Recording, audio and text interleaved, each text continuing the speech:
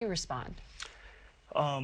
This way, I have more confidence in executive branch investigations than I do congressional. I wouldn't say it's a wreck. The witnesses we talked to, no one said that they had any evidence of collusion. And I participated in almost every one of those interviews, and I'm the one who asked the question. So from the standpoint of where these matters are best investigated, I don't think it's in Congress right now for myriad reasons. One of which, Margaret, is when you start with a conclusion, which Adam Schiff did in March of 2017. You have evidence of collusion, and then you never, ever share it with anyone. That investigation is not likely to turn out well. You have asked Adam Schiff for specific evidence that he refused to hand to you? He doesn't have it, so he can't give me what he doesn't have. Adam, before we ever started, said he had evidence of collusion, and this is exactly what he said: more than circumstantial, but not direct. Let's lay aside the fact that there is no such thing as more than circumstantial but not direct. There are only two kinds of evidence. There's also no such thing as collusion, and you point out in this report, as a legal term.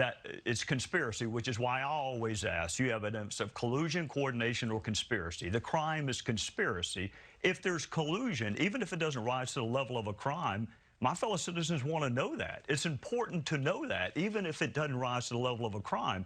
But there was no evidence of collusion, coordination, or conspiracy that we found. Well, you do write about a number of ill-advised meetings, the Trump Tower meeting with Donald Trump Jr. You issue a number of recommendations and warnings about the system simply not being sort of braced for any kind of attack or attempt attack here. So what should people make of this? Well, the real disappointment is we're supposed to look at four things. What did Russia do? With whom, if anyone, did they do it? What was the U.S. government's response in 2016? And then the issue of the dissemination of classified material. Unfortunately, the focus was always on that second prong. Not just what did Russia do, but with whom, if anyone, did they do it?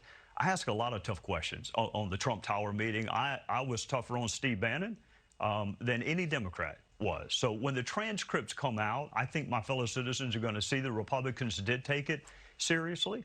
But when all you're interested in is seeing the president indicted, then yeah, that investigation is not going to turn out well from a bipartisan standpoint. And you never got to interview Michael Flynn, the former national security advisor. We don't get to interview anyone who's currently under indictment. Their lawyers should be fired if they allow us to interview them. So it's a fair point to make, though, because clearly the Mueller investigation has a broader set of people they're talking to. But the president, when he looks at your report, feels vindicated. Are you saying he should not?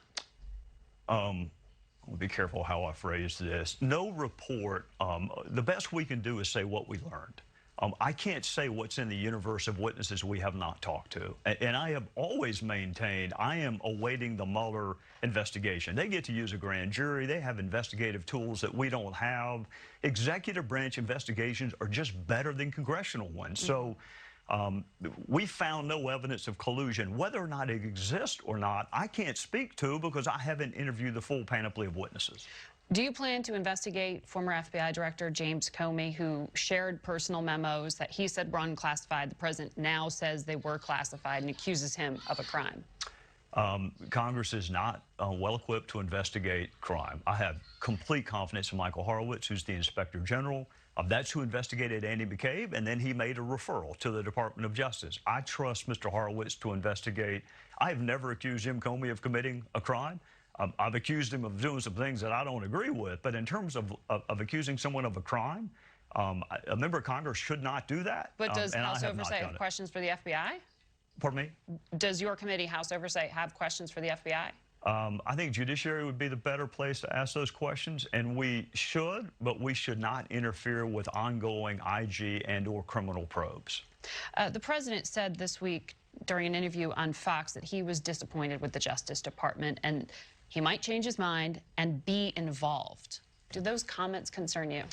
It depends on what he meant by it. If a president says that the Department of Justice is going to advance my agenda, I mean, think President Obama had certain ideas with respect to criminal justice reform that Attorney General Holder did a very good job of carrying out. If that's what he meant, that I want a Department of Justice that's going to advance my legislative agenda, there's nothing wrong with that.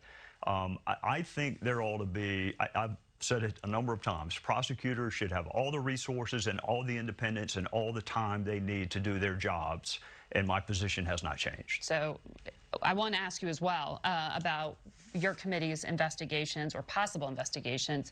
At the EPA, Scott Pruitt testified this week. What is the status of Oversight's probe into his behavior? We got documents Friday.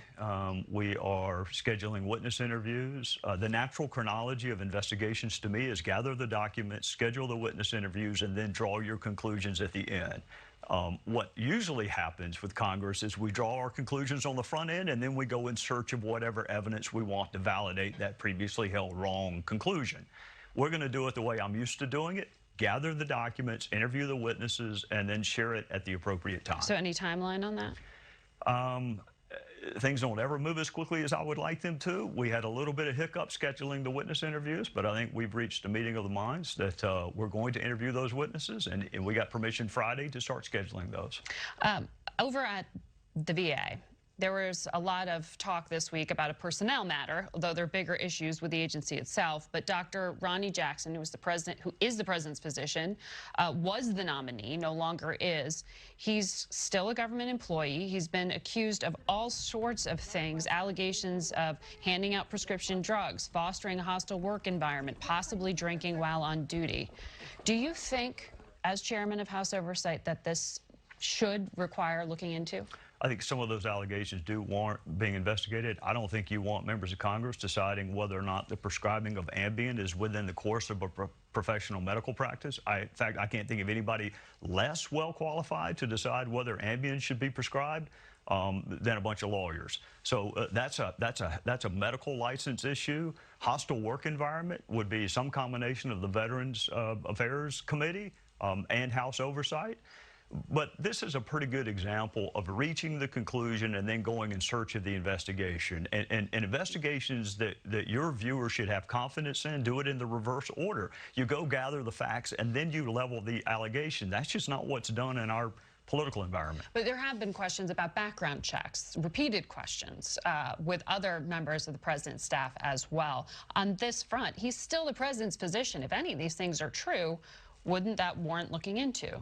And I would hope that to the extent he has a security clearance, it should have already been investigated. If it deals with this medical license, there's an entity that should investigate that. If it deals with a hostile work environment or things intrinsic within that office, we have Inspector General. There are a number of entities who can, within their jurisdiction, conduct an investigation. The notion that all of that should be done by Congress, particularly whether or not medicine should be prescribed, I really can't think of anybody you would less want making that decision than members of Congress. Congressman Gowdy, always good to talk to you. Yes, ma'am. You too. Thank you. We'll be back. We will make America great again.